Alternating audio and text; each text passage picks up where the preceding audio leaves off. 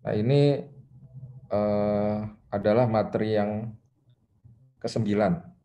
Maaf, yang ke-8. Ke-8 kalau tidak dihitung UTS, tapi kalau dihitung UTS ya berarti materi ke-9. Oh ya, sebelumnya hasil UTS sudah dilihat? Sudah, Sudah, Pak. Pak. Ya. Sudah. Oke ya.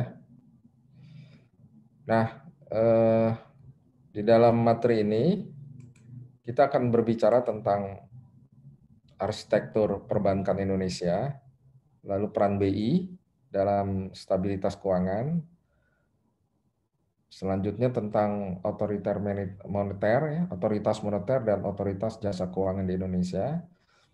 Lalu yang keempat tentang penilaian kesehatan bank, dan yang terakhir tentang perkembangan perbankan di Indonesia. Ini 5 topik yang akan kita bahas dalam pertemuan ini. Kita awali yang pertama dulu. Ada istilah API. API itu Arsitektur Perbankan Indonesia. Ini adalah sebuah kesepakatan pemerintah ya yang dimotori oleh Bank Indonesia untuk merancang struktur perbankan Indonesia atau struktur jasa keuangan di Indonesia 5 atau 10 tahun ke depan. Ini sebelum adanya OJK ya. Jadi sebetulnya sekarang sudah terwujud ini sebagian besar dari rencana arsitektur perbankan Indonesia ini. Ya.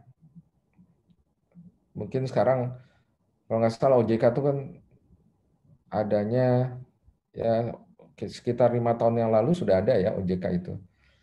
Jadi sekarang rencana-rencana dari API ini sudah sebagian besar terrealisir ya.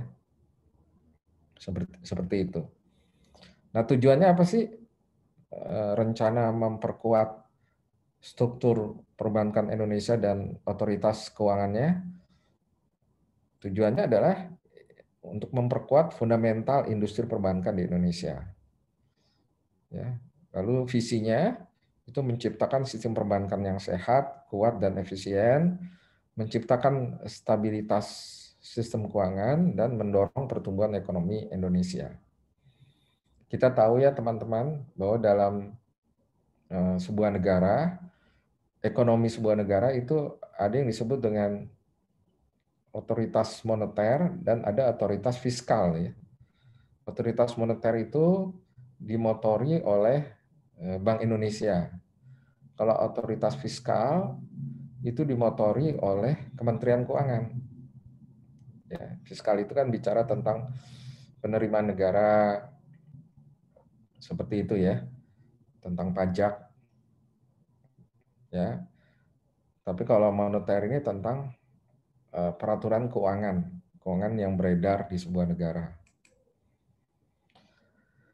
Nah, ada 6 ya pilar API, artinya arsitektur perbankan Indonesia itu ingin menciptakan sebuah struktur perbankan Indonesia yang baik, yang ada 6 pilarnya. Ada struktur perbankan yang sehat, ada sistem pengaturan yang efektif, ada sistem pengawasan yang independen dan efektif, ada industri perbankan yang kuat, dan ada infrastruktur pendukung yang mencukupi.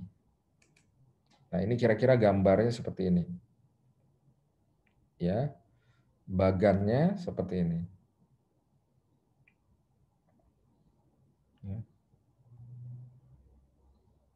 Kira-kira itu ya. Oh ya, ditambah ini nih perlindungan konsumen. Tadi belum saya sebutkan ya perlindungan konsumen. Ya, ini ada 6 pilar API. Ya, kira-kira itu.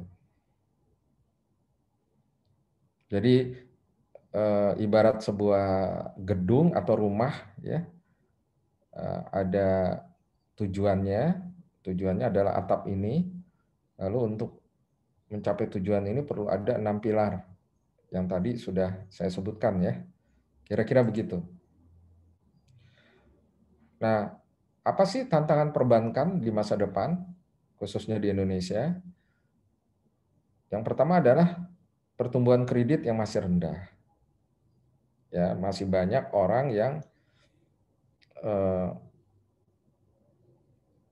apa istilahnya ya, yang tidak mengenal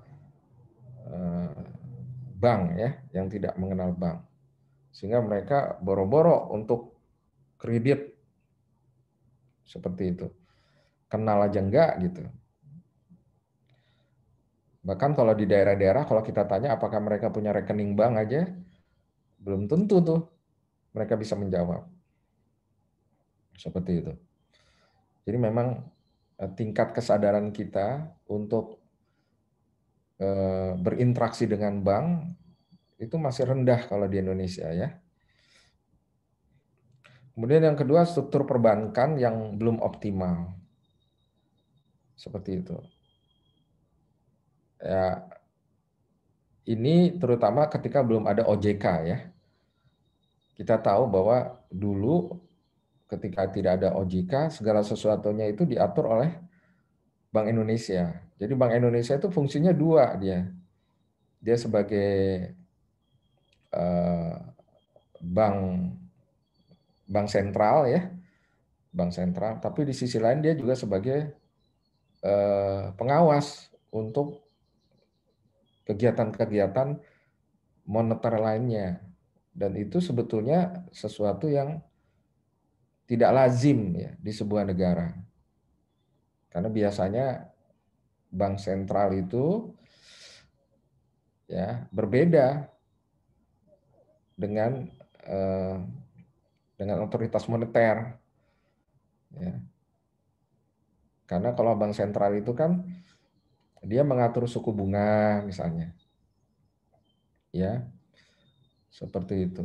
Mengawasi kesehatan bank-bank seperti itu.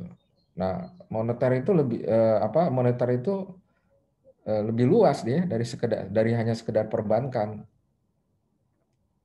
Termasuk lembaga-lembaga keuangan, asuransi misalnya, leasing, kemudian pinjaman online, pinjol yang sekarang lagi marak itu.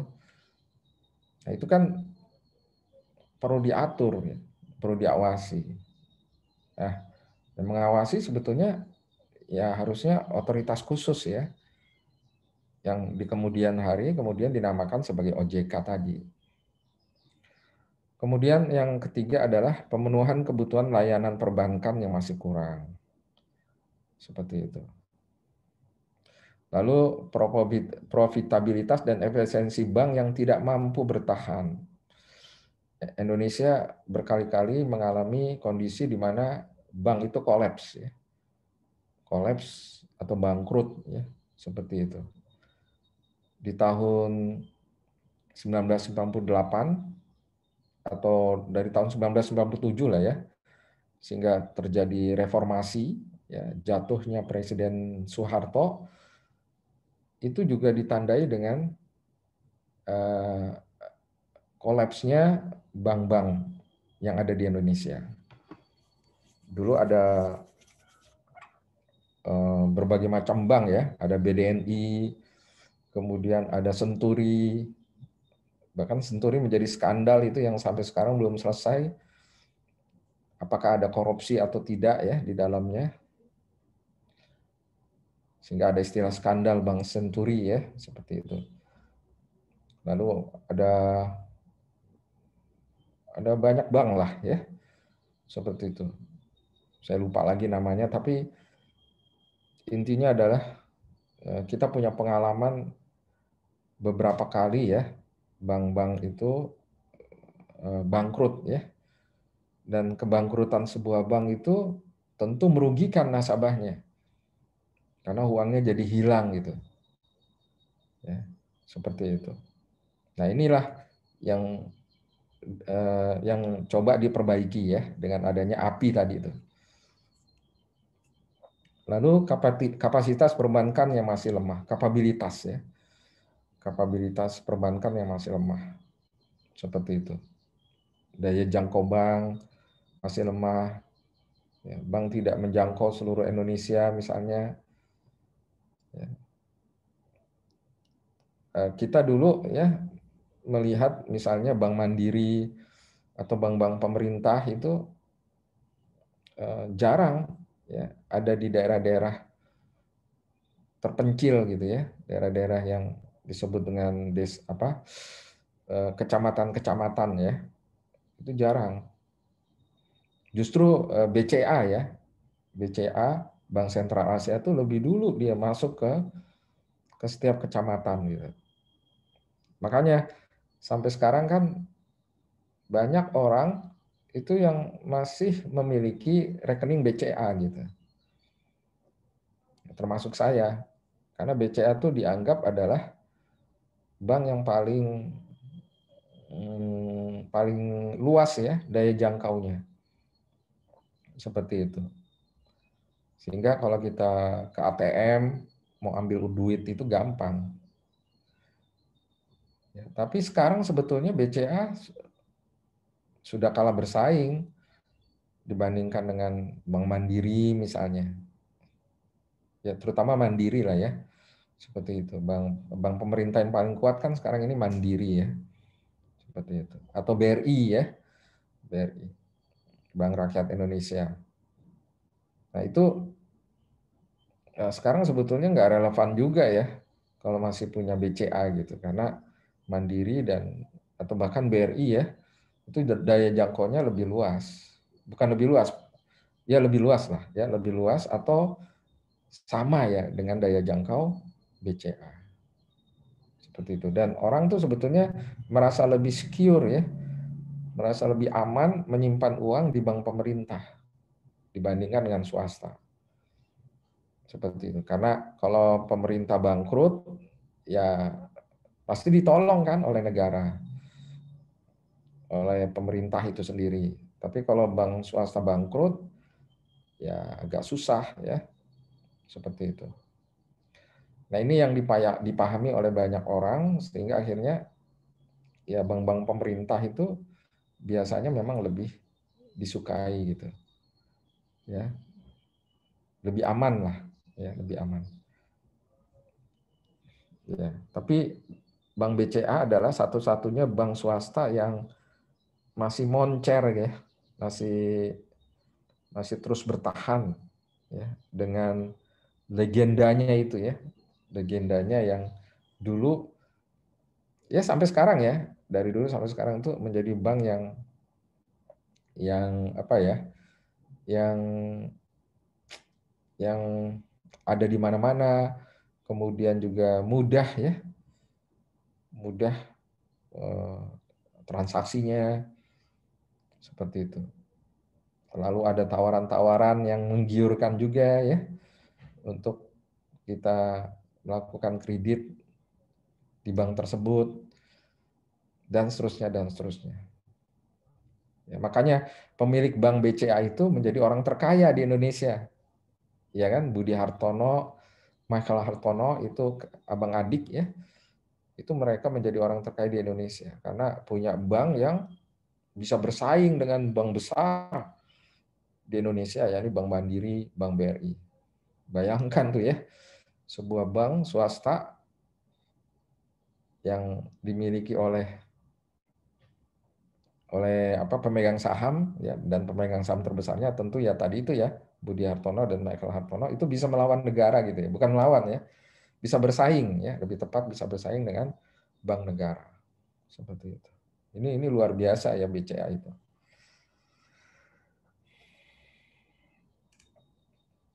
Nah, kemudian tantangan perbankan di masa depan yang berikutnya adalah ini, perlindungan nasabah yang masih harus ditingkatkan. Tadi itu, ketika kita menyimpan uang di bank, itu uang kita dijamin nggak akan hilang. Karena kita tahu bahwa bisnis perbankan itu adalah bisnis trust ya, bisnis kepercayaan. Seperti itu. Nah, ini yang perlu ditingkatkan supaya bank itu betul-betul dipercaya. Lalu tantangan berikutnya adalah perkembangan teknologi informasi. Bagaimana bank itu ramah terhadap teknologi, ya, paling depan ya, atau terdepan di dalam penggunaan teknologi informasi seperti itu. Dan sekarang ya kita lihat bank-bank itu sepertinya sudah semakin sepi ya kantor-kantornya, apalagi di masa pandemi ini. Sepi. Kenapa? Karena sebagian besar transaksi keuangan melalui perbankan itu bisa melalui aplikasi ya, bisa melalui apa ya itu m-banking ya, melalui e-banking atau melalui aplikasi. Bahkan ATM juga lama-lama juga bisa ditinggalkan itu, seperti itu. Karena ya sudah banyak ya fungsi ATM itu yang tergantikan oleh aplikasi-aplikasi perbankan ya, seperti itu. ATM hanya digunakan untuk ngambil duit aja sekarang, seperti itu. Ya, kayak saya gitu ya, saya sekarang udah jarang banget ke bank, ke ATM aja jarang gitu ya. Ya itu kecuali untuk ngambil duit aja. Ya, tapi sebagian besar transaksi ya transfer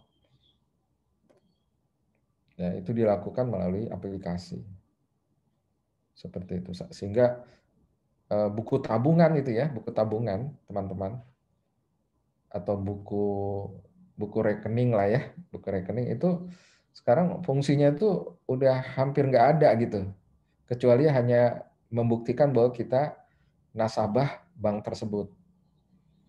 Ya. Saya sendiri nggak pernah lagi tuh ngeprint gitu ya. Buat apa ngeprint? Orang saya sudah tahu kok data keluar masuknya uang saya di bank gitu ya. Ya tinggal lihat aja di aplikasi ya. Seperti itu. Nah, di situ jelas sekali kita bisa melihat uang masuk, uang keluar ya. Seperti itu gampang banget. Jadi hampir-hampir buku tabungan itu tidak lagi digunakan. Seperti itu. Saya pernah tanya tuh sama customer service ya. Ya. Ya saya tanya begitu, ini buat apa sih buku ketika saya ke sana, buku tabungan atau buku rekening itu buat apa ya? Nah, mereka bilang katanya kita lagi rencana ya untuk mengganti buku rekening itu dengan semacam kartu gitu. Ya, kartu yang menunjukkan bahwa kita adalah nasabah bank tersebut. Jadi kedepannya itu nggak ada lagi nanti ya buku tabungan atau buku rekening itu nggak ada lagi. Nah itu kira-kira ya perkembangan teknologi informasi yang bisa saya contohkan terkait dengan yang dipakai oleh bank-bank ya. Nah ini program kegiatan API ya, seperti itu yang tadi sudah kita bahas ya, 6 pilar ya, seperti itu.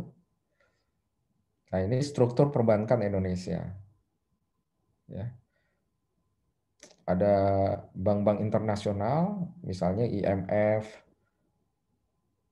misalnya World Bank ya, misalnya World Bank, kemudian Asia Bank ya, seperti itu, atau Bank Asia ya, bank-bank yang sifatnya internasional yang dimiliki oleh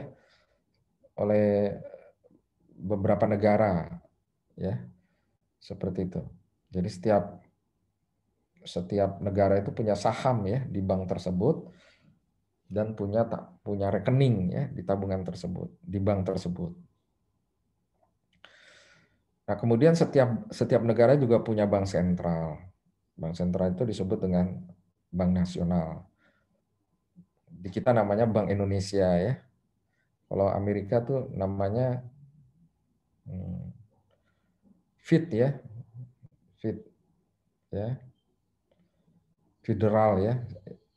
apa namanya tuh, federal ya, bank federal ya, seperti itu. Federal Bank ya, Fedbank gitu, seperti itu. Di setiap negara ada itu nama-nama bank nasionalnya. Lalu ada bank-bank yang operasional ya, ada bank daerah, misalnya ada Bank Jabar ya, Jabar, Bank Banten dan Jabar, terus ada Bank DKI, ya ada Bank Jatim ya, Jawa Timur. Kemudian ada bank korporasi. Nah, ini kayak Bank Indonesia, Bank Mandiri ya, BNI, BRI dan seterusnya. Kemudian ada bank retail, ya, dan lain-lainnya. Seperti itu. Lalu di bawahnya lagi ada bank-bank yang skupnya lebih kecil ya, seperti BPR, Badan Bank Perkreditan Rakyat, atau ada bahkan ada apa istilahnya dulu ada BMT ya. BMT itu bank syariah tapi skupnya kecil seperti BPR gitu. BMT itu singkatan Baitul Mal wa Tamwil ya. Seperti itu. Ya, dengan kegiatan usaha yang terbatas. Nah, itu kira-kira teman-teman. Ya tentu semakin besar banknya, semakin besar juga modalnya. Semakin ke atas ini semakin besar juga modalnya. Nah, kita sekarang melihat Bank Indonesia. Bank Indonesia adalah nama bank sentral di Indonesia, ya, yang menurut Undang-Undang Nomor 23 Tahun 1999 mempunyai status tersendiri dan tidak dapat dipersamakan dengan bank lain. Seperti itu. Nah, apa peran Bank Indonesia dalam stabilitas keuangan? Yang pertama adalah menjaga stabilitas moneter, antara lain melalui instrumen suku bunga dalam operasi pasar terbuka. Seperti itu. Jadi Bank Indonesia ini mengatur berapa suku bunga dalam rangka untuk mengatur peredaran uang ya di pasar terbuka sehingga terjadi pertumbuhan ekonomi yang sehat di dalam sebuah negara. Lalu menciptakan kinerja lembaga keuangan yang sehat khususnya perbankan. Nah, ini disinilah fungsi Bank Indonesia sebagai pengayom ya, pembina, pengawas dari bank-bank yang ada di Indonesia. Lalu mengatur dan menjaga kelancaran sistem pembayaran sehingga tidak ada bank yang macet ya, yang susah atau tidak mampu bisa menyalurkan dananya, atau ketika ada nasabah yang meminta uangnya, ya bank tersebut tetap bisa memenuhi permintaan tersebut. Jadi agar arus uang masuk dan keluar di bank-bank itu tetap bisa lancar. Kira-kira begitu. Kemudian yang berikutnya dapat mengakses informasi yang dinilai mengancam stabilitas keuangan. Seperti itu. Misalnya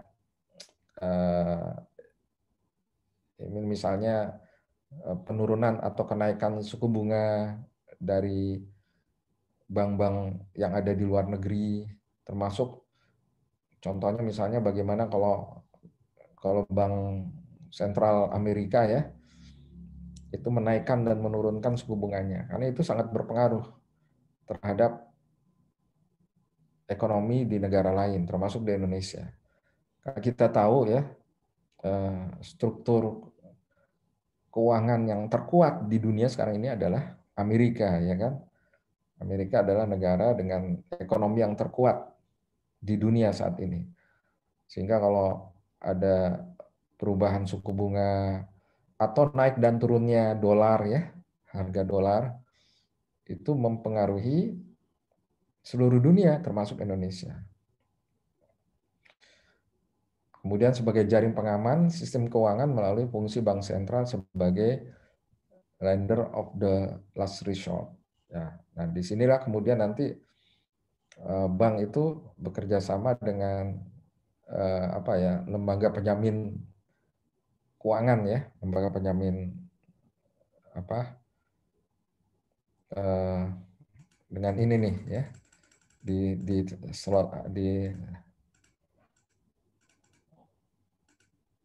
nah ini lembaga penjamin simpanan LPS ya, yang akan menjamin uang nasabah di perbankan. Oke, kita balik lagi ya ke yang tadi. Nah,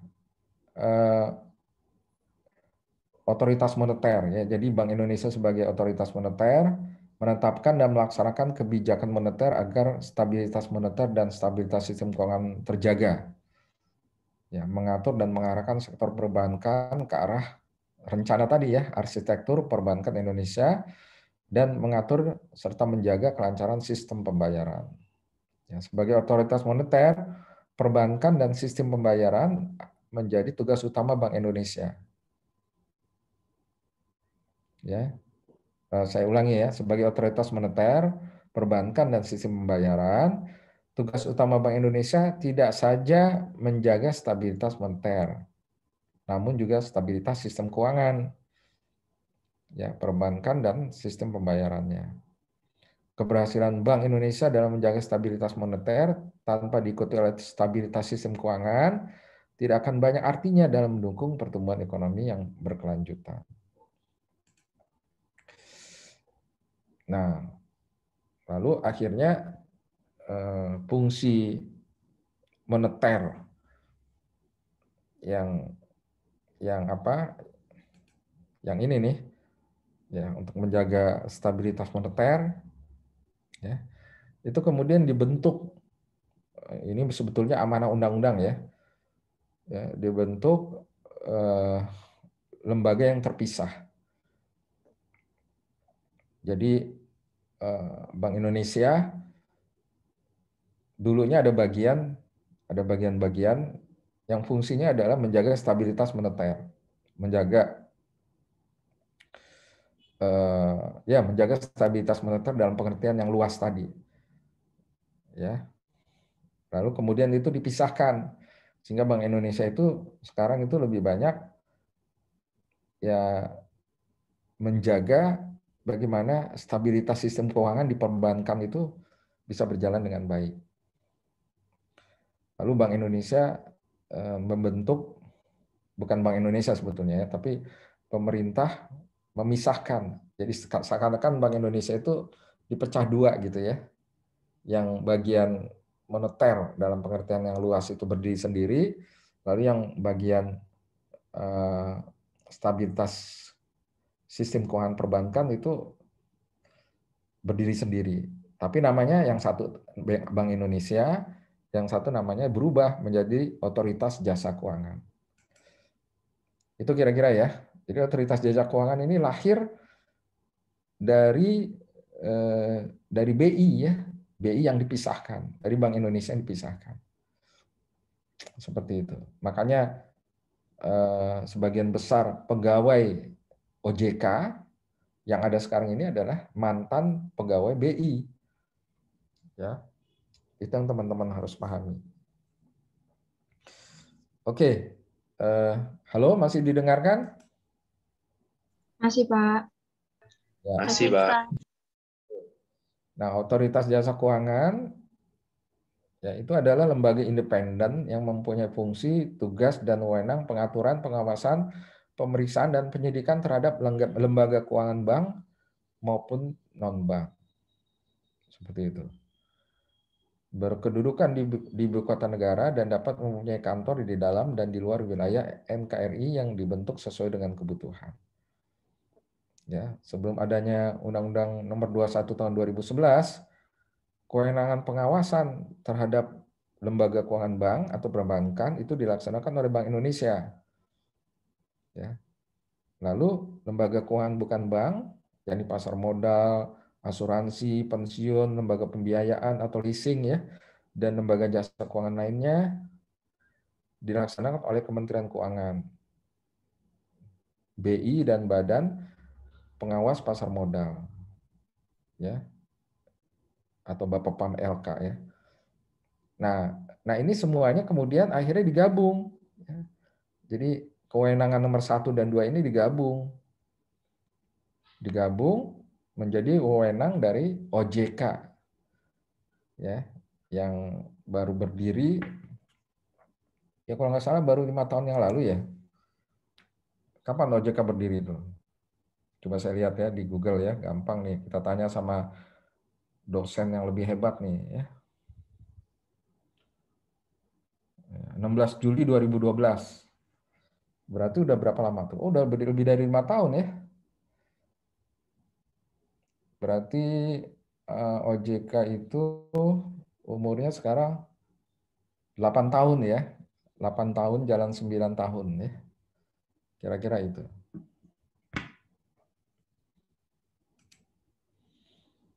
Nah, sekarang kita beralih berbicara tentang OJK ya. Yang baru berdiri tanggal 16 Juli 2012. Apa sih pentingnya OJK ya bagi masyarakat untuk memberikan perlindungan dan rasa aman atas investasi atau transaksi yang dijalankan lewat lembaga jasa keuangan.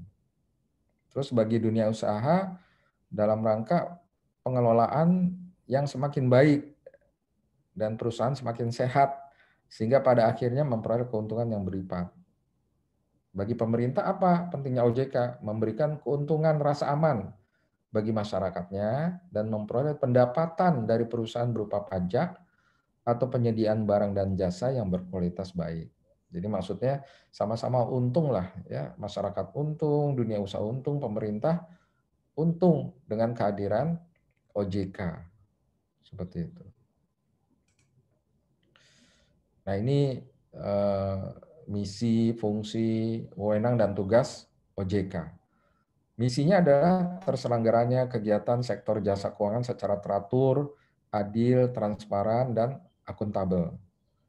Lalu mampu mewujudkan sistem keuangan yang tumbuh secara berkelanjutan dan stabil, dan mampu melindungi kepentingan konsumen dan masyarakat. Ya, fungsinya apa? Menyelenggarakan sistem pengaturan dan pengawasan yang terintegrasi. Nah, ini kata-kata terintegrasi sih perlu kita garis bawahi, karena tadinya terpecah-pecah. Ya, nah ini tadi nih, ya.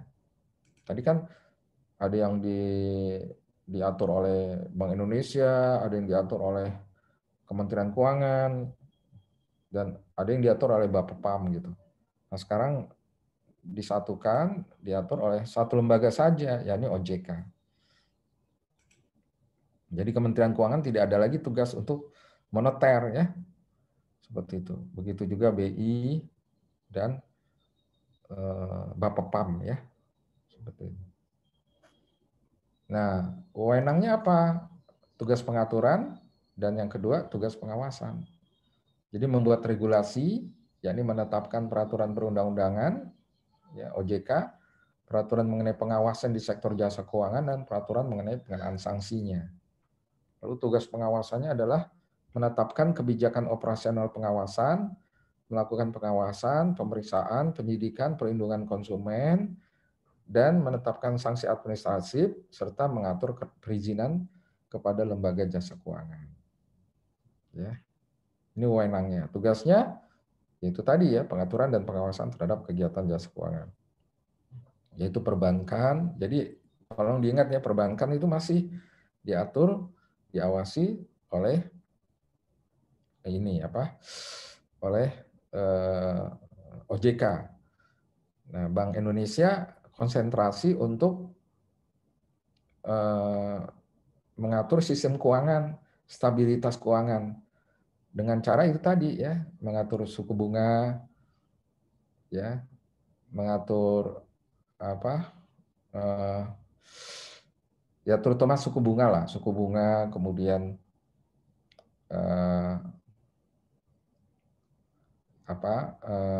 inflasi, uang yang beredar ya, uang yang beredar seperti itu.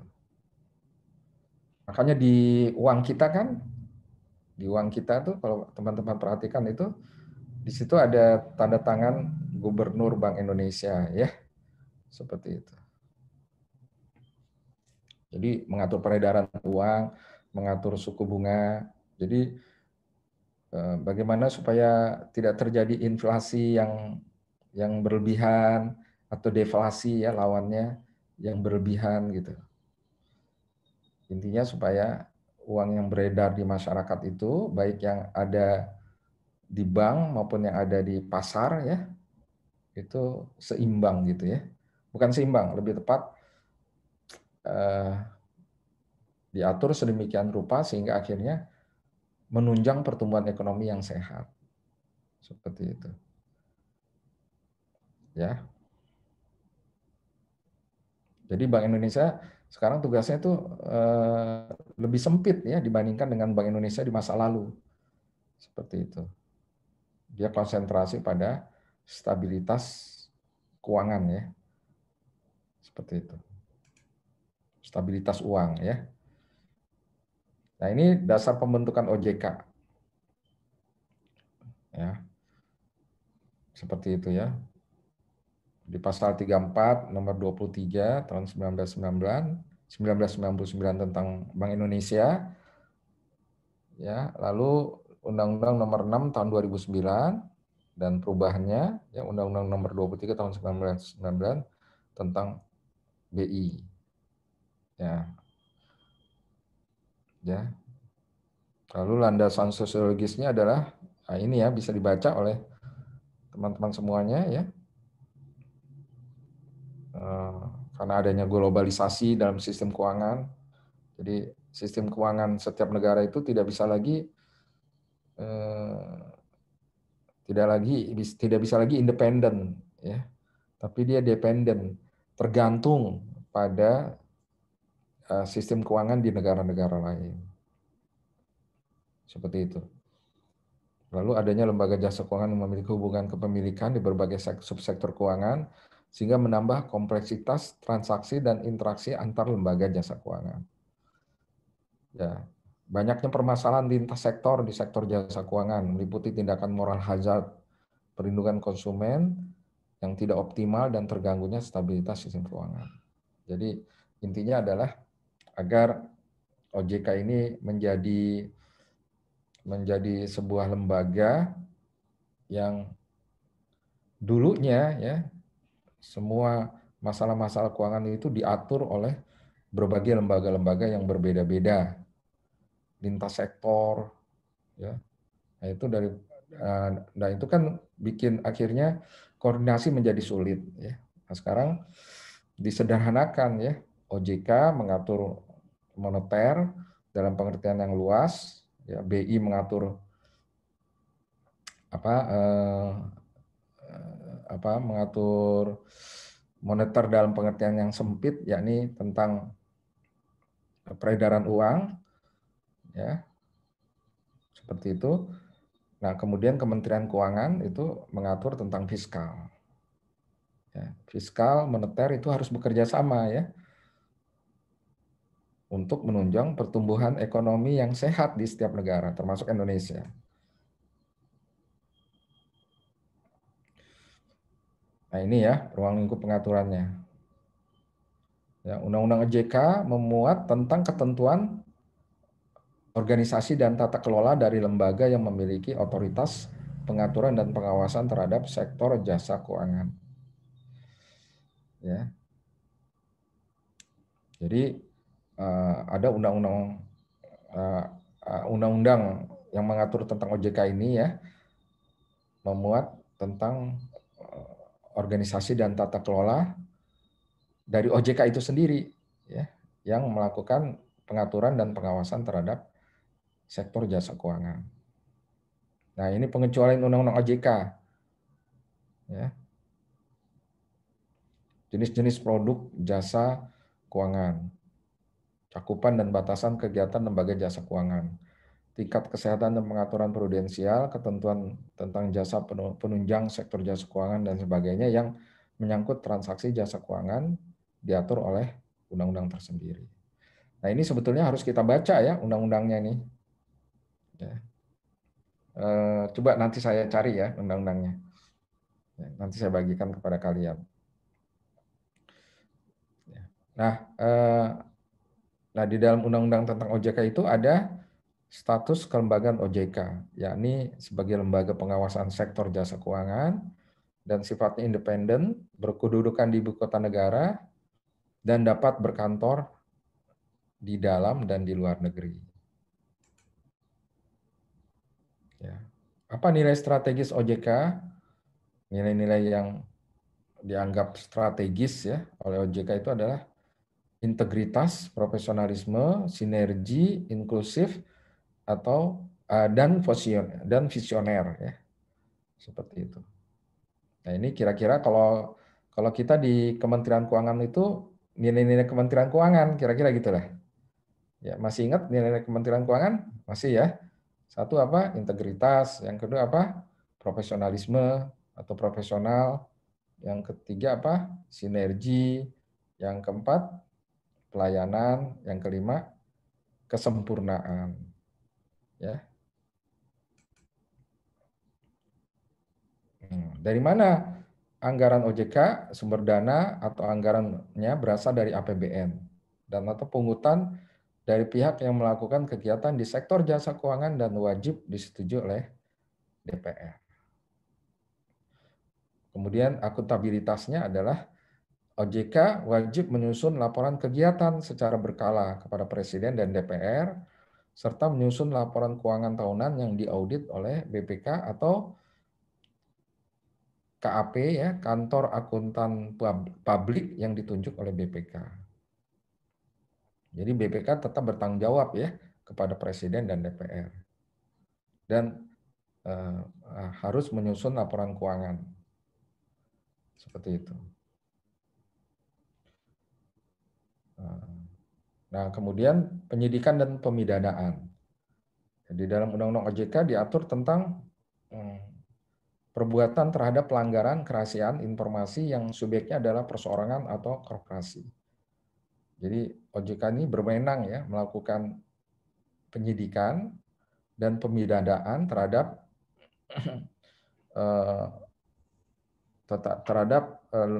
perusahaan atau lembaga jasa keuangan yang melakukan pelanggaran terhadap kerahasiaan informasi nasabahnya. Kemudian yang berikutnya perbuatan terhadap pelaksanaan kewenangan OJK dalam perlindungan konsumen. Jadi OJK ini melindungi konsumen supaya konsumen itu tidak dikerjain gitu ya. Tidak diperlakukan secara zalim oleh lembaga keuangan. Lalu perbuatan dalam hal tidak mengabaikan perintah tertulis dari OJK. Artinya tidak mematuhi aturan-aturan OJK, yaitu bisa ditindak. Seperti itu. Jadi OJK ini memiliki kekuasaan ya, memiliki wewenang untuk melakukan penyidikan dan pemidanaan. Ya, artinya dia bisa memenjarakan orang gitu ya. Seperti itu.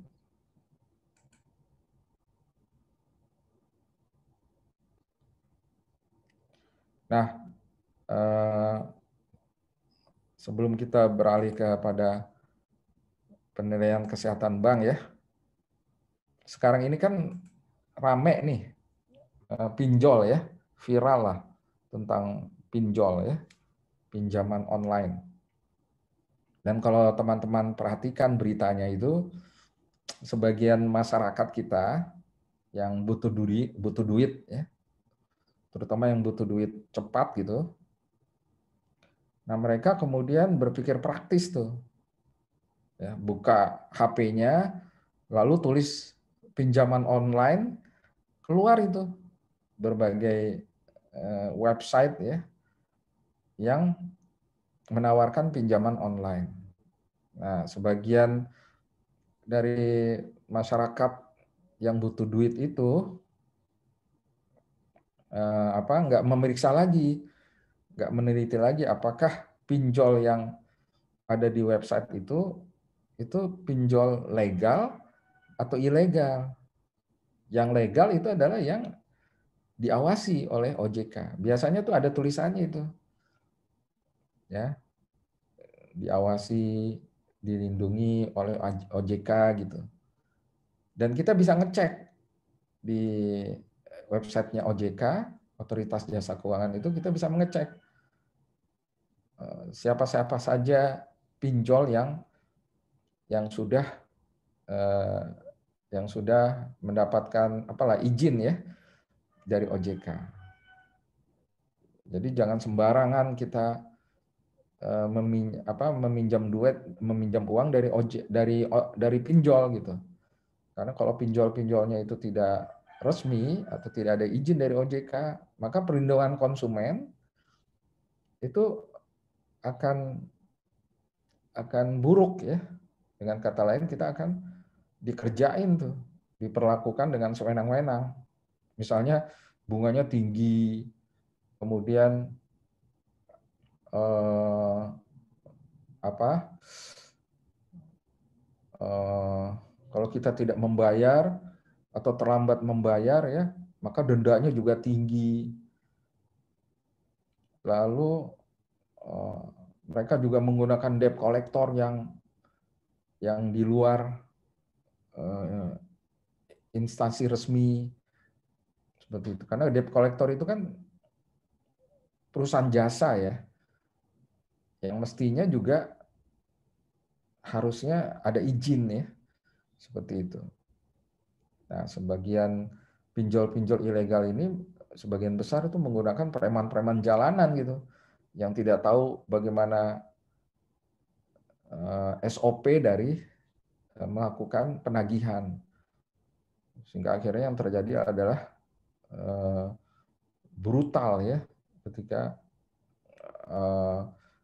melakukan penagihan ya terhadap nasabah yang macet pinjamannya, ya, termasuk merampas barang-barang dari nasabah tersebut. Kalau nasabahnya lagi naik motor di jalan dicegat, lalu motornya diambil dengan paksa, nah itu. Tapi kalau pinjol resmi yang dapat izin dari OJK tentu tidak begitu ya. Suku bunganya itu dibatasi. Jadi ada suku bunga tertinggi dan terendah sesuai dengan aturan di OJK. Lalu dendanya juga tidak terlalu tinggi. Lalu juga kalau macet ya debt kolektornya itu juga tidak seganas debt kolektor dari pinjol ilegal gitu. Ya, bahkan mereka mungkin tidak menggunakan debt kolektor ya, tapi hanya sekedar mengingatkan melalui telepon atau melalui email atau melalui WA ya, seperti itu. Jadi teman-teman, kenapa sih masyarakat itu masih tertipu ya dengan pinjol ilegal? Ya biasanya pinjol ilegal itu ya mereka itu mempermudah orang untuk mendapatkan pinjaman. Ya eh, nggak perlu eh,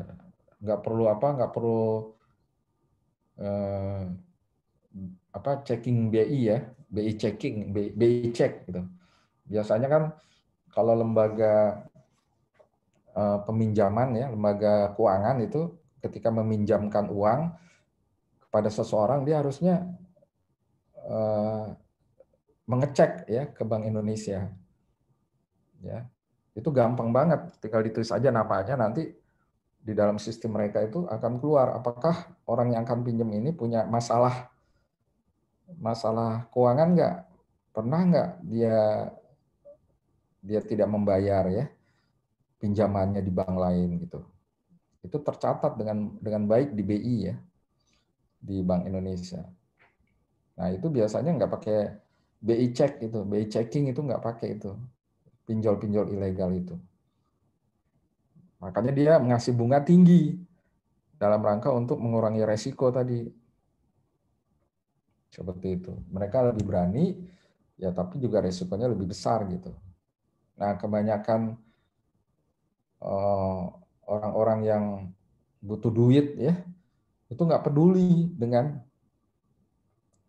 bunga tadi, bunga yang tinggi, karena dia lagi butuh duit kan, boro-boro mikirin bunga, yang penting bisa memenuhi kebutuhannya pada hari ini, seperti itu.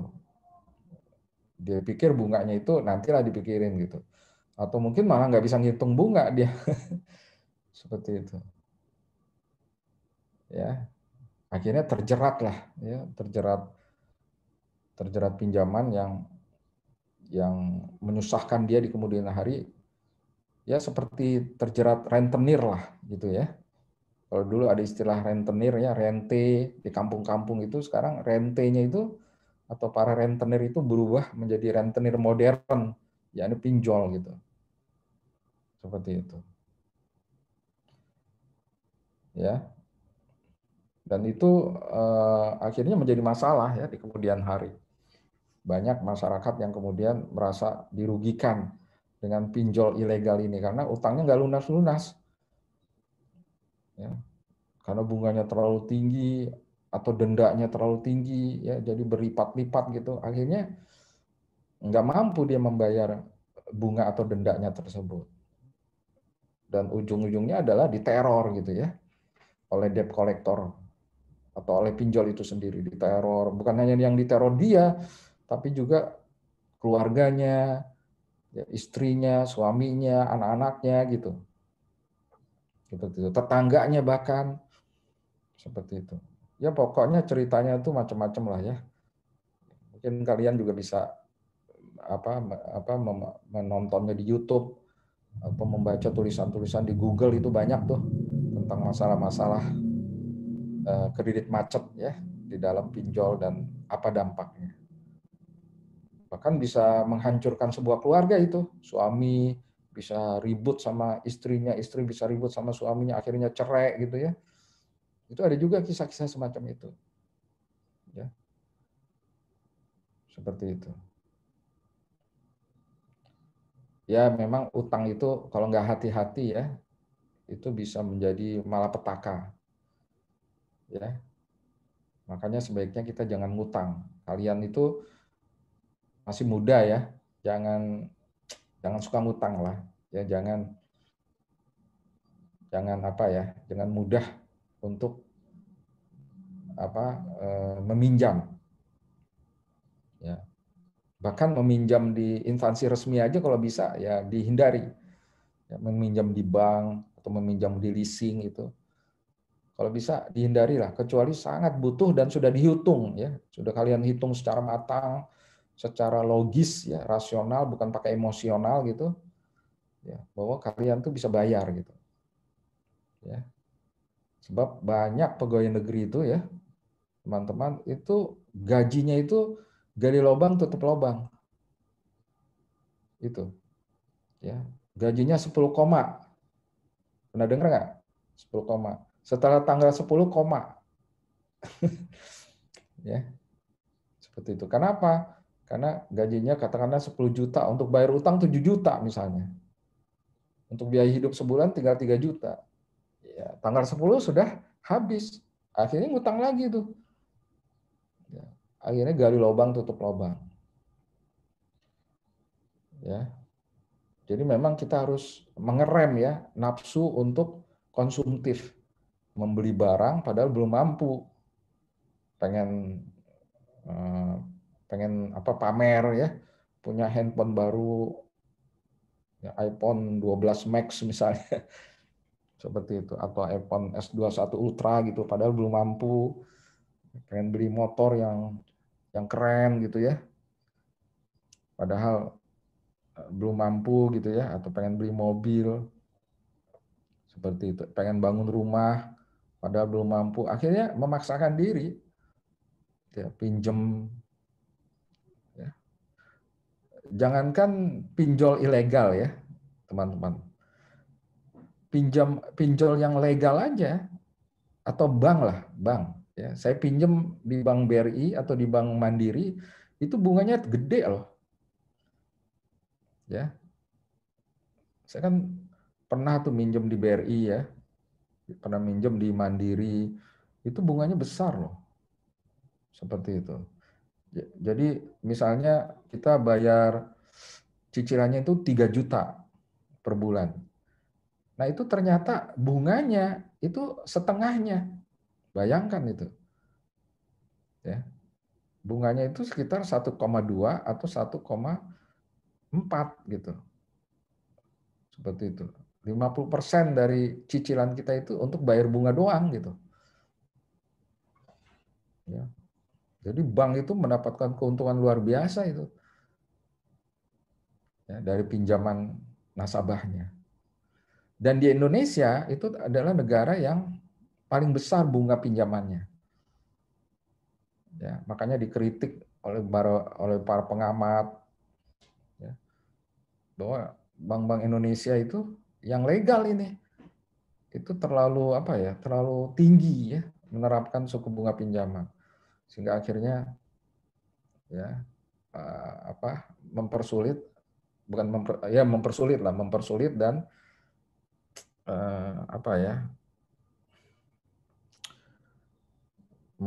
dan memberatkan lah ya, memberatkan nasabah seperti itu. Nah ini yang terjadi ya. Jadi yang resmi-resmi saja itu bunganya masih tinggi. Indonesia termasuk yang tertinggi tingkat bunganya untuk pinjaman. Apalagi yang ilegal. Ya. Nah, oleh sebab itu harus hati-hati ya. Nanti teman-teman ini kalau sudah punya KTP, sudah punya ya? KTP kan sudah punya ya. Nah, kalau sudah punya KTP kan bisa tuh melakukan melakukan apa? Melakukan apa istilahnya ya? Transaksi perbankan ya. Sudah bisa punya rekening ya, sudah bisa meminjam. Nah, itu harus hati-hati. Lebih baik menahan nafsu lah ya untuk meminjam, apalagi meminjam yang konsumtif. Ya, itu sebaiknya dihindari gitu. Ya. Kalau dalam teori kan meminjam itu boleh, tapi untuk yang produktif. Seperti itu. Kalau yang untuk konsumtif itu sebaiknya janganlah, kecuali terpaksa banget. Ya. Dan itu pun sudah dihitung ya, kemampuan kita untuk membayarnya di kemudian hari. Ya, jangan seperti pegawai negeri yang sudah terlibat hutang ya, sudah terlibat hutang, hidupnya gali lubang dan tutup lubang gitu, yang banyak. Ya. Teman-teman nanti kalau udah bekerja, teman-teman akan melihat tuh siapa rekan kerja kita tuh yang hidupnya terlilit hutang piutang ya. Ya maksud saya terlilit utang ya, bukan utang piutang tapi terlilit utang. Ya. Dan orang yang hidupnya banyak utang itu susah bahagia gitu. Ya. Susah bahagia, susah kaya, ya kan? Seperti itu. Ya, dan itu menimbulkan pertengkaran keluarga. Ya, teman-teman harus tahu ya bahwa perceraian di Indonesia itu sebagian besar disebabkan karena masalah ekonomi. Ya, gara-gara ekonomi ya, gara-gara ekonomi dalam pengertian yang luas, gara-gara istri tidak dinafkahi, ya, gara-gara suami tidak mampu mengatur uang, ya termasuk tadi itu ya, berhutang sana sini, seperti itu. Jadi lebih baik hidup sederhana, jangan kepincut ya, jangan tergoda untuk pamer kemewahan, ya, padahal belum mampu, seperti itu. Nanti yang rugi diri kita sendiri.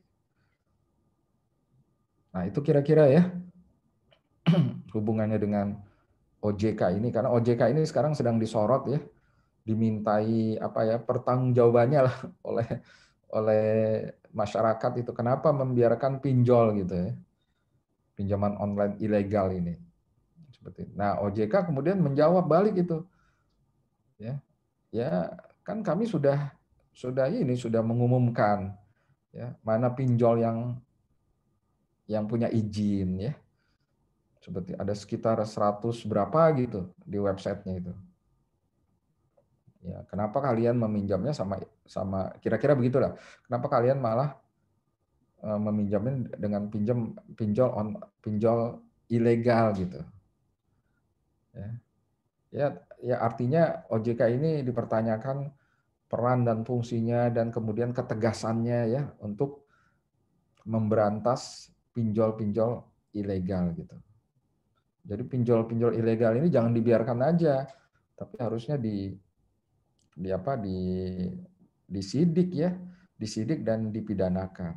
Nah, kan teman-teman juga melihat ya di berita-berita itu bahwa ada pinjol yang kemudian ditangkap oleh polisi ya, pinjol ilegal ya, seperti itu. Itu orangnya itu, ownernya itu ditangkap sama polisi gitu, seperti itu. Ya, jadi teman-teman jangan tergiur ya. Sekali lagi jangan tergiur dengan penawar. Ini saya lebih luas lagi ya. Jangan tergiur dengan tawaran-tawaran keuntungan yang instan. Saya ini baru saja ya menghapus tawaran-tawaran investasi ya, tawaran-tawaran investasi yang nggak wajar ya, yang keuntungannya itu nggak wajar. Nggak wajar maksudnya untungnya untung gede banget gitu. Ini nggak wajar. Seperti itu. Ya. Nah, sebagian masyarakat kita itu tergiur dengan tawaran-tawaran keuntungan yang tinggi tadi. Lalu akhirnya mereka taruh duitnya. Nah, ternyata ketika dia taruh duit, keuntungannya ada gitu. Masuk ke rekeningnya. Wah, mereka girang tuh. Ya.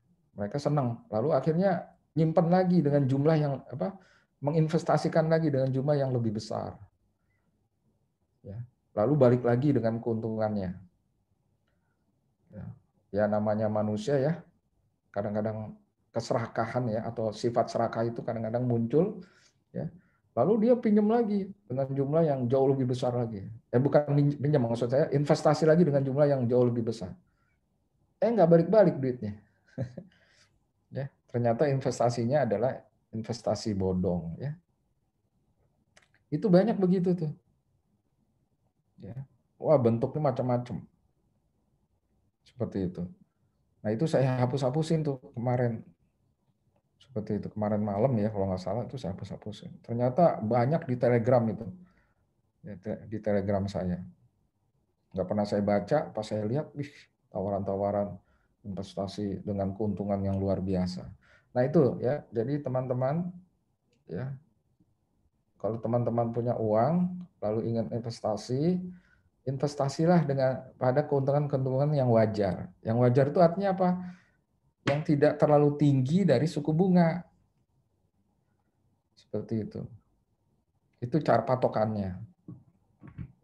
Ya, kalau terlalu tinggi dari suku bunga, itu berarti nggak wajar. Pasti ada orang yang terzalimi ya dari transaksi model begitu ya. Seperti itu. Pasti ada apa? Biasanya investasi-investasi yang nggak wajar itu ya, yang keuntungannya terlalu tinggi itu biasanya investasi bodong yang nanti umurnya hanya setahun 2 tahun, setelah itu lari ya ownernya, seperti itu. Karena sudah menipu banyak orang, sudah dapat duit banyak, dia lari, hilang, ya, mungkin ke luar negeri, ya, dan uangnya diinvestasikan atau ditaruh di luar negeri, di bank-bank luar negeri. Sehingga kita hanya gigit jari aja tinggal. Seperti itu. Ya, dan itu banyak kasus, ya termasuk teman-teman saya yang tertipu, ya kan, seperti itu, dengan investasi-investasi bodong kayak begitu. Ya, kesimpulannya hidup itu memang jangan serakah lah ya. Jangan serakah. Jangan serakah dan jangan berhutang ya. Jangan berhutang hanya untuk memenuhi nafsu pamer ya. Nafsu ingin dibilang orang kaya gitu. Padahal belum mampu. Oke, sampai di sini mungkin ada pertanyaan? Pertanyaan dulu deh. Maaf Masih Pak, ada di waktu. kolom chat ada pertanyaan. Oh ya. Izin bertanya dari Wahyu, apakah ada negara lain yang menjalankan sistem yang sama dengan membentuk lembaga sejenis OJK? Jawabannya, hampir semua negara membentuk membentuk lembaga-lembaga sejenis OJK malah. Seperti jadi OJK ini adalah sistem yang umum di banyak negara. Saya nggak tahu ya namanya di tempat-tempat lain apa gitu, ya. Tapi Amerika punya misalnya, ya. Negara-negara kayak Inggris juga ada, ya, seperti itu. Dan apakah sistem ini efektif diterapkan di Indonesia? Efektif. Dibandingkan dengan di masa lalu, di mana Bank Indonesia itu terlalu super body, ya, terlalu besar gitu, memiliki wewenang yang luas, akhirnya banyak yang terbengkalai. Tugas-tugas BI itu banyak yang terbengkalai gitu. Ya, termasuk masalah itu tadi, masalah mengawasi pinjaman-pinjaman tadi, ya. Seperti itu. Kemudian yang Rifani, ya, pertanyaan yang sebelumnya, maaf Pak, saya izin bertanya, apakah BMT tidak menggunakan sistem kredit yang dikenal ada ribanya, dikarenakan juga merupakan bank syariah? Berdasarkan informasi yang saya baca, perbankan syariah menggunakan istilah pembiayaan, financing, bukan istilah kredit. Nah, itu maksudnya bagaimana ya Pak? Ini sebetulnya hanya penggunaan istilah aja, tapi intinya sama. Intinya adalah bahwa bank syariah termasuk BMT, tapi BMT ini sebetulnya sudah makin lama makin hilang ya eksistensinya. Ya, berubah menjadi BPR ya, BPR syariah ya. Karena itu lebih terjaga, lebih terlindungi lebih terlindungi dalam hukum. Kira-kira begitu. Ya. Jadi apapun istilahnya, ya, fungsinya sama. Jadi setiap bank, termasuk bank syariah itu ada penerimaan, ada pengeluaran, kan gitu ya. Penerimaan berarti orang yang menabung, pengeluaran berarti orang yang meminjam uang kepada bank tersebut. Seperti itu. Iya kan? Mau namanya kredit, mau namanya pembiayaan, itu sebetulnya sama saja fungsinya. Nah, yang membedakan antara bank syariah dengan bank konvensional itu adalah di dalam masalah akad. Ya. Akad atau agreement-nya ya, kesepakatannya. Kalau bank syariah itu kesepakatannya adalah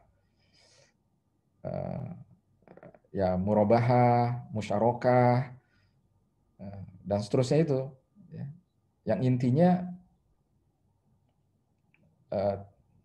Yang intinya mengharamkan bunga lah, ya, mengharamkan bunga atau riba. Ya.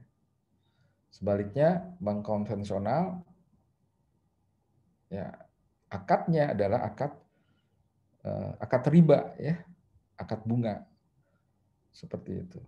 Jadi ketika kita meminjam dalam jumlah tertentu, maka kita mengembalikannya dengan bunganya. Itu kira-kira. Ya. Lalu apakah hitungan-hitungannya hampir sama? Hampir sama ternyata. Jadi walaupun kita dipinjam di bank syariah maupun di bank konvensional, itu ternyata sama gitu ya. Hampir sama lah, relatif hampir sama.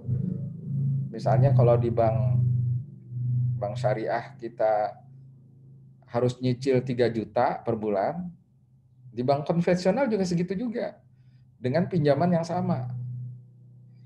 Seperti misalnya kita minjem 100 juta ya, cicil 3 juta sebulan.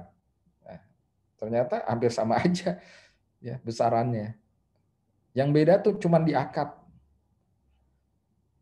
Ya, cuman di niatnya, di nawaitunya. Ya.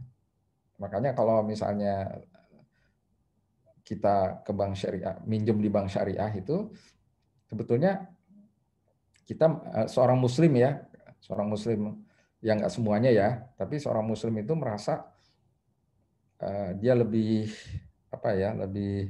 lebih tidak berdosa lah ya, lebih tidak berdosa ya.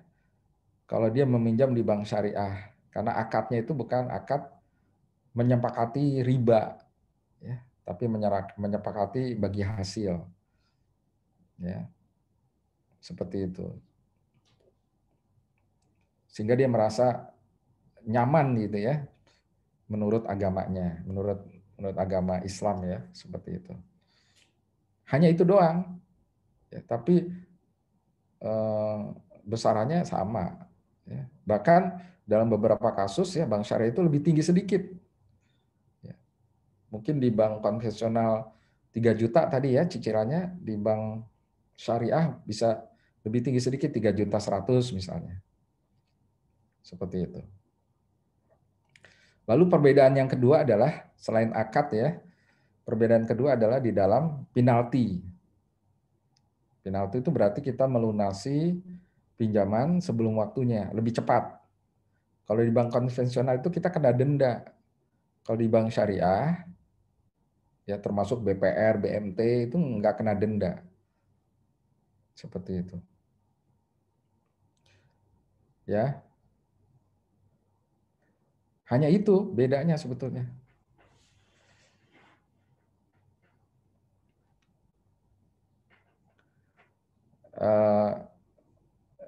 Lalu kenapa sekarang bank syariah ini menjadi moncer ya, bank syariah? Apalagi pemerintah juga sekarang sedang menggadang-gadang ya, membesarkan bank syariah atau ekonomi syariah lah. Bahkan Bu Menteri kita, Menteri Keuangan ya, Bu Sri Mulyani itu adalah ini apa? Ketua ya, Ketua Masyarakat Ekonomi Syariah itu. Sekarang beliau ya. Seperti itu. Dan itu bukan hanya terjadi di Indonesia, ya, di seluruh dunia, termasuk di negara-negara Eropa. Ya, negara-negara Eropa itu melirik ya bank syariah sebagai salah satu alternatif pertumbuhan ekonomi atau pertumbuhan perbankan lebih sempitnya ya. Seperti itu. Makanya di Inggris, bank syariah terbesar di dunia adanya di mana? Di Inggris justru. Ya, di negara yang mayoritas non-muslim. Dan banyak non-muslim juga yang tertarik ya untuk menyimpan uangnya di bank syariah. Karena bank syariah itu lebih lebih tahan banting terhadap resesi, dan itu dibuktikan pada saat resesi ekonomi di Indonesia tahun 1998, terus tahun 2002 2003, ya bagaimana bank syariah itu lebih tahan banting, dibanting-banting tahan ya. Seperti itu. Tidak tidak terpengaruh ya, tidak relatif ya, tidak terpengaruh dengan resesi ekonomi di sebuah negara. Karena dia punya sistem tersendiri ya, sistem tersendiri. Itu yang membuat akhirnya bank syariah ini sekarang ini dianggap sebagai ekonomi alternatif ya, pertumbuhan ekonomi alternatif. Seperti itu.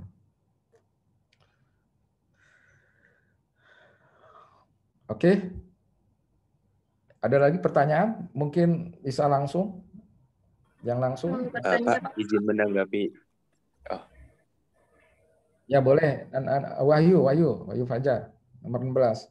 Pak, izin menanggapi tadi yang pertanyaan saya tentang OJK. Kok ini saya baca di beberapa sumber tuh malahan yang OJK di Amerika Serikat dan Inggris itu bubar ya Pak? Oh iya ya, itu kabar terkini ya. Ya. Ya mungkin OJK di sana itu ada masalah-masalah ya. Ya, kita kan tahu ya, misalnya di Amerika. Amerika itu negara yang juga rentan dengan resesi ekonomi. Seperti itu. Bahkan banyak masalah ekonomi dunia itu berasal dari Amerika kan. Seperti itu.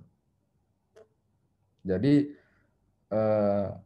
saya melihat bahwa Amerika itu, ya Amerika kan negara kapitalis ya. Kapitalis.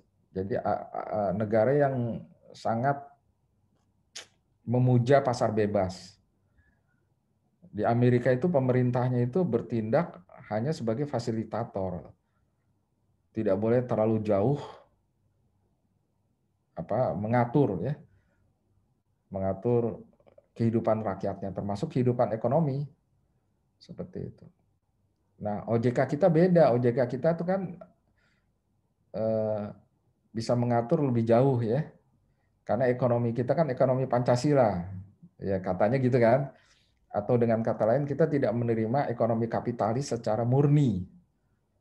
Ya, negara itu bisa masuk ke dalam semua sektor kehidupan masyarakatnya, rakyatnya, gitu ya,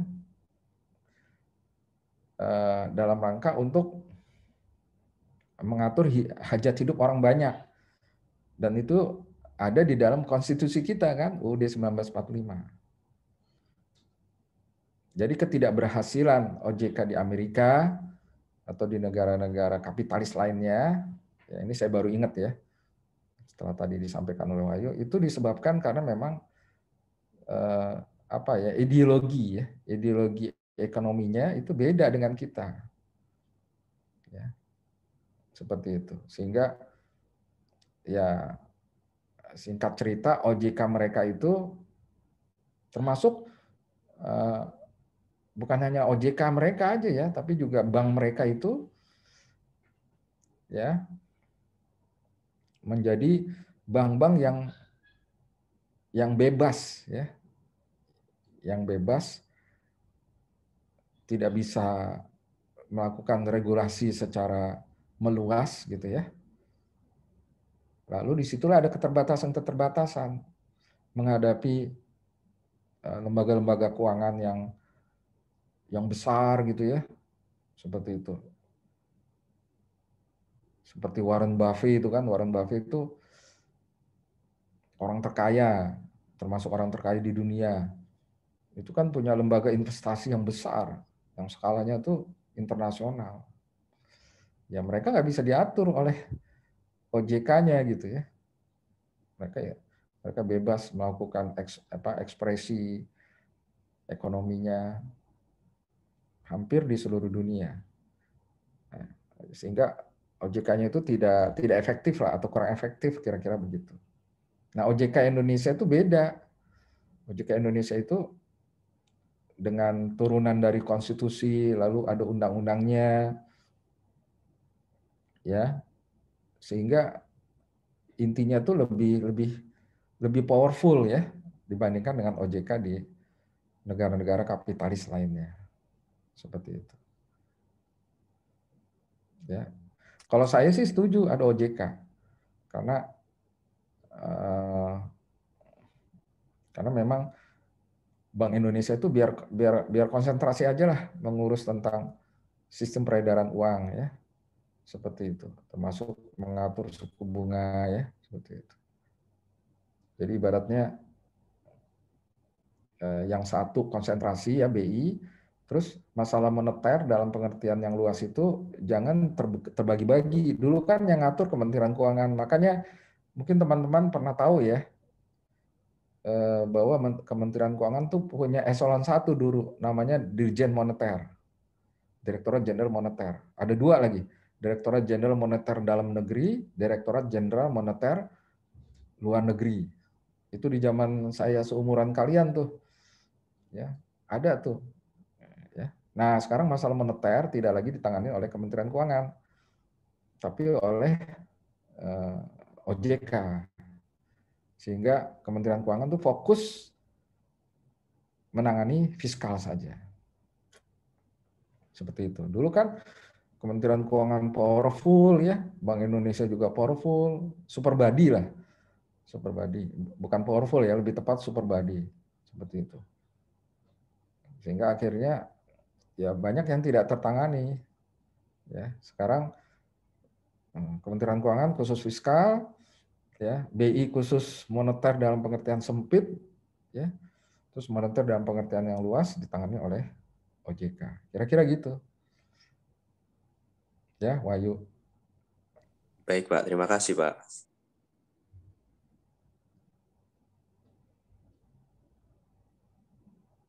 Oke. Ada pertanyaan tadi? Kalau nggak salah ada yang mau bertanya, yang suara perempuan tadi. Pak.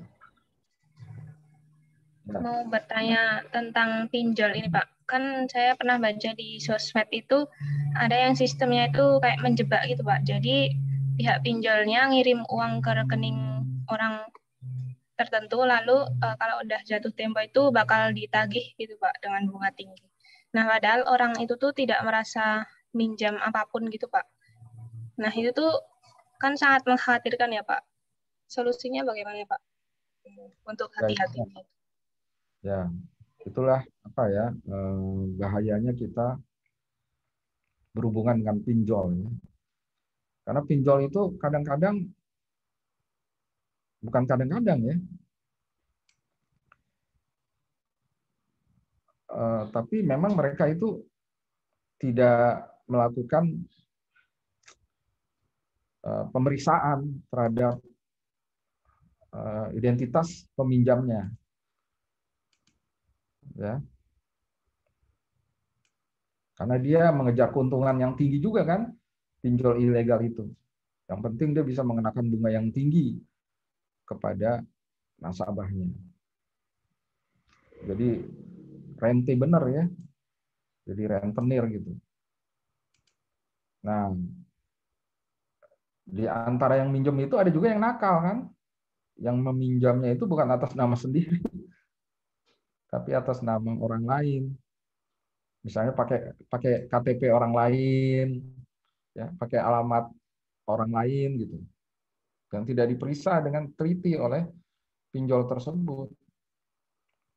Kalian kalau pakai pinjol yang ilegal itu lebih mudah syarat-syaratnya daripada pakai pinjol yang legal.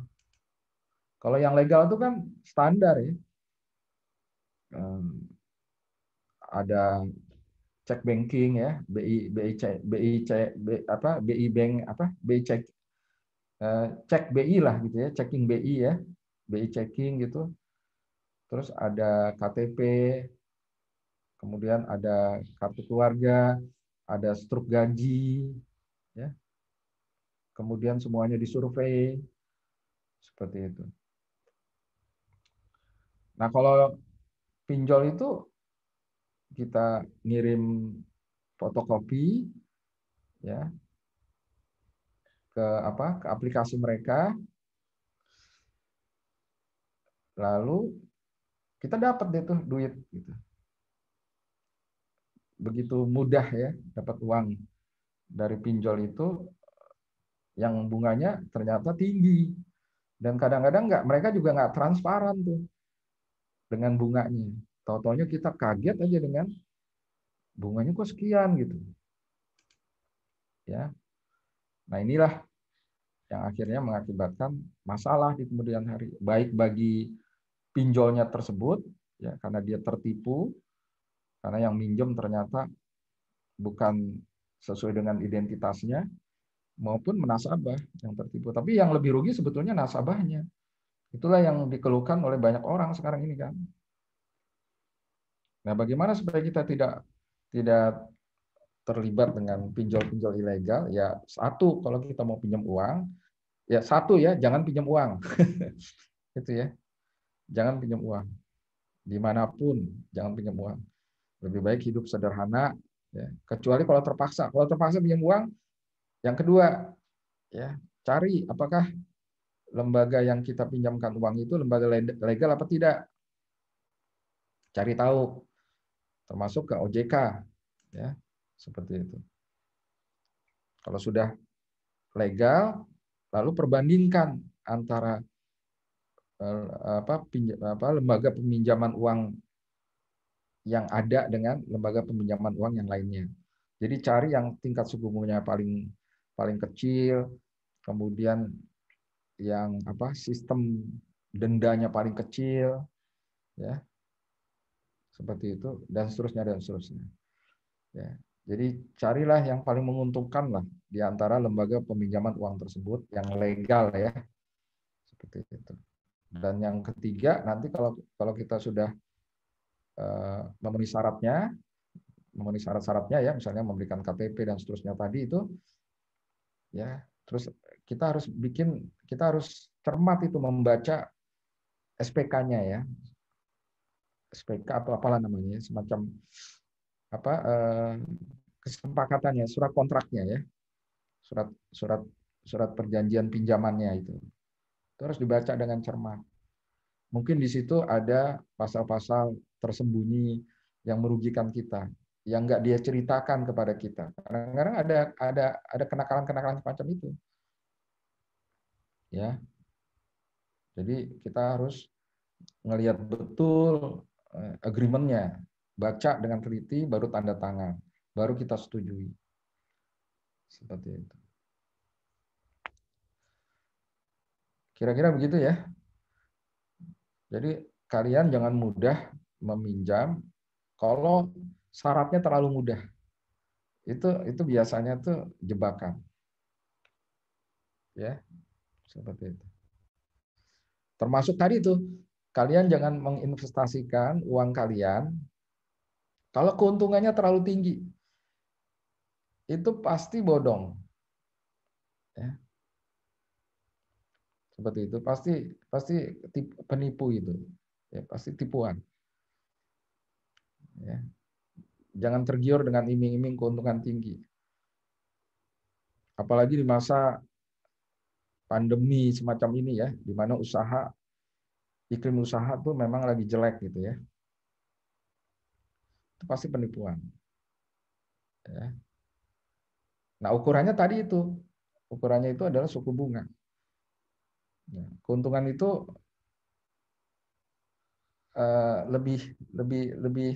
lebih tinggi sedikit dari suku bunga ya. Biasanya yang jadi acuan bagi para investor ya, itu adalah suku bunga deposito. Ya. Misalnya suku bunga deposito setahunnya itu misalnya 6%. Ya. Nah, jadi kalau ada tawaran bisnis dengan keuntungan sekitar 6-7% itu masih normal. Tapi kalau ada tawaran investasi dengan keuntungan 20%, 15%, itu harus hati-hati. Karena itu jauh lebih tinggi dari bunga deposito. Seperti itu. Dan itu nggak normal. Kenapa nggak normal?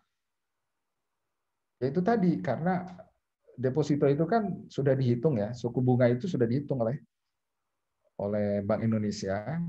Kira-kira apa ya?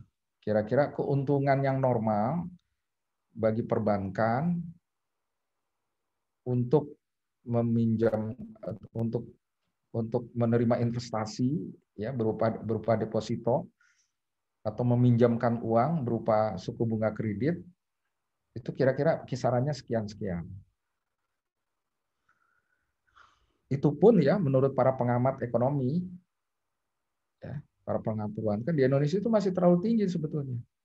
Bayangkan masih tinggi aja, lalu kita mendapatkan tawaran yang lebih tinggi dari itu, kan itu lebih nggak normal ya kan. Jadi misalnya bunga deposito kita itu 6% per tahun, itu masih tinggi. Mestinya tuh hanya misalnya 5%. Ya, suku bunga kita ya misalnya suku bunga pinjaman ya misalnya rata-rata kan 0,99% per bulan, atau kalau setahun itu berapa tuh? 0,99, hampir 12% ya, 11% lah per bulan. Ya. Teman-teman bisa bayangin nggak? Jadi 11% kalau kita minjem ya, kita harus membayar bunga setahunnya itu 11%. Kita minjem nih di perbankan legal ya, di jasa keuangan legal. Itu kita dapat bunga 11%. Ya. Tapi kalau kita menyimpan di perbankan, itu kita dapat keuntungan hanya 7%. Wajar kan ya? 6 atau 7%. Jadi selisih bunga pinjaman dengan bunga investasi itu pasti lebih besar bunga pinjaman kan, karena bank kan cari untung. Ya kan? Seperti itu. Selisihnya tuh antara 5%, 4% itu adalah keuntungan perbankan. Seperti itu. Ya. Jadi pasti bunga pinjaman itu lebih tinggi daripada bunga investasi, ya. Seperti itu. Nah, dan itu pun masih tinggi menurut para pengamat. Nah, kita ya dipinjol dengan bunga sampai 20%, 50%. Nah, itu nggak wajar. Atau kita menginvestasikan uang kita dengan keuntungan 10%, 20% setahun. Padahal yang normalnya itu hanya 6-7% setahun. Dengan merujuk pada bunga deposito. Itu berarti nggak normal. Ya. Seperti itu. Nggak normal itu maksudnya mereka dapat keuntungannya dari mana gitu. Ya. Seperti itu. Pasti ada penipuan di balik itu. Penipuannya tuh begini loh. Ya, dia lembaga-lembaga pinjol itu, lembaga investasi ya, lembaga investasi yang nakal tadi, yang investasi bodong tadi itu caranya tuh dia tuh membayar, misalnya dia menjanjikan keuntungan 20%, bahkan 50% setahun. Itu kan gila-gilaan tuh. Itu dari mana dia bisa membayar kepada investornya? Dia pakai uang investor yang berikutnya. Ya, jadi sistemnya downline top line dan downline itu, ya, upline atau downline itu. Jadi uang dia nih, uang investor pertama ditutup sama investor kedua uangnya. Nanti investor kedua ditutup sama investor yang ketiga. Terus begitu. Jadi sekedar muter duit aja mereka. Ya. Seperti itu. Dengan syarat tadi ya, iming-iming dengan keuntungan yang besar itu, akhirnya lama-lama investornya kan makin banyak tuh. Makin banyak yang tertipu kan. Nah, pada sebuah titik, ya, setelah si pengelola investasi bodong itu merasa dia sudah memperoleh keuntungan yang banyak, sudah banyak yang tertipu, ya, maka dia lari. Seperti itu. Akhirnya yang paling tertipu siapa? Yang paling bawah-bawah, yang belum mendapatkan keuntungan. Yang atas-atas sudah mendapat keuntungan. Seperti itu. Ya. Karena biasanya investasi bodong itu skemanya adalah skema pohon, ya. Skema pohon atau skema segitiga sama sisi gitu. Seperti itu. Ya, makin banyak yang menginvestasikan di bawahnya gitu. Terus gitu. Makanya hati-hati dengan bisnis yang disebut dengan member get member atau MLM, ya. Multi level marketing tuh, teman-teman. Itu hati-hati. Kebanyakan mereka tuh juga adalah sebetulnya bisnis bodong gitu. Ya, saya punya pengalaman sendiri itu, ya, ikut MLM gitu, ternyata, ya, keuntungannya hanya jangka pendek, setelah itu rugi, ya, seperti itu. Nah, jadi hati-hati, ya. Kira-kira begitu ya. Tadi yang bertanya siapa yang terakhir? Saya, Pak. Halo? Salina. Rosalina ya? Ya. Ya. Oke. Wah, udah lewat 2 menit ya. Sebentar. Ini menarik sebetulnya masalah keuangan ini. Karena saya ya belajar khusus ya terkait masalah beginian ini. Sebentar ya. Jangan dimatikan dulu walaupun sudah lewat.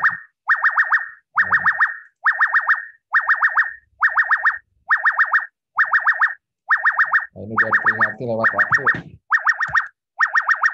Bentar ya.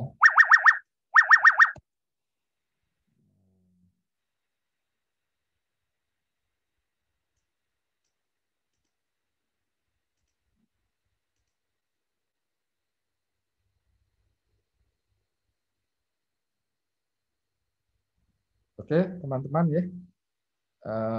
Cukup sekian dulu. Tolong nanti lihat di GC tentang tugas pertemuan 9 ya. Kita pakai istilah tugas pertemuan 9 ya. Jadi kita tidak hitung UTS ya sebagai pertemuan. Jadi tugas pertemuan 9, yang kemarin tugas pertemuan 8 sudah kalian kerjakan, nanti tolong kerjakan tugas pertemuan 9 ya di GC, yakni mengerjakan latihan soal ya yang ada di buku ya tentang bank dan lembaga keuangan ya. Di halaman berapa tuh nanti saya cantumkan di sana ya. Oke teman-teman, cukup sekian. Terima kasih atas perhatiannya dan terus jaga kesehatan. Oh ya, belum di absen ya. Ini tadi yang tidak hadir 2 ya. Siapa Iya, tadi? Bayuan dan Sandi. Kita berapa jumlahnya? 25. 28. Oh, kalau kurang 2 orang jadi 26, Pak. 26. Berarti ada 26. Kan mestinya 26 ya. Sama saya 27 kan? Nah, ini 28. Iya, Pak. Mungkin ada yang pakai device-nya 2 gitu, Pak. Jadi masuk 2 akun. Saya Pak yang pakai device-nya 2 karena audio di komputer saya rusak. Oh iya ya. Oke. Oke ya. Jadi saya anggap semuanya hadir. Ya, terima kasih atas perhatian Anda. Terus menerus jaga kesehatan. Wassalamualaikum warahmatullahi wabarakatuh. Waalaikumsalam warahmatullahi wabarakatuh. Terima kasih, Pak. Terima kasih, Pak. Sampai ketemu besok ya. Oke. Iya, Pak.